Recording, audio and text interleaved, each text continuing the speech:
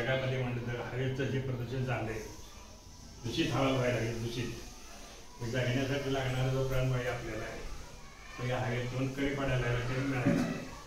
तर हा प्राणवायू जर टिकवून ठेवायचा असेल किंवा चांगलं जीवन आपल्याला जगायचं असेल तर आपण त्यासाठी काही काही गोष्टी करायला पाहिजे. याचं मी थोडक्यात वर्णन देतो.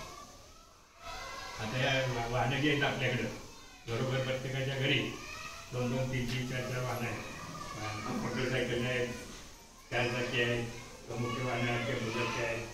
तर ही वाहनं त्या हवेमध्ये काय होतात, धूळ पसरतात. त्यांच्या त्या पेट्रोलच्या ज्वलनामधून हवेमध्ये प्रदूषण होण्यासाठी मदत होते. यासाठी हे जे प्रदूषण करायचं असेल तर आपण जास्तीत जास्त या पेट्रोलवर चालणाऱ्या गाड्या बंद करून विजेवर चालणाऱ्या गाड्या आता निघाल्या आहेत नवीन, सुद्धा निघाले, त्याच्यात लहान गाड्या निघालेल्या आहेत. तर अशा वाहनांचा उपयोग करून आपण जास्तीत जास्त प्रदूषण कमी करण्याचा प्रयत्न करूया. तर त्यासाठी प्रत्येकानं नवीन वाहन घेत असताना ते इलेक्ट्रिक वाहन घ्यायचा आकाश केला पाहिजे आणि तो सगळ्याच्या दृष्टीने, स्वतःच्या आणि देशाच्या समाजाच्या दृष्टीने अतिशय फायद्याचा असा प्रकल्प आहे.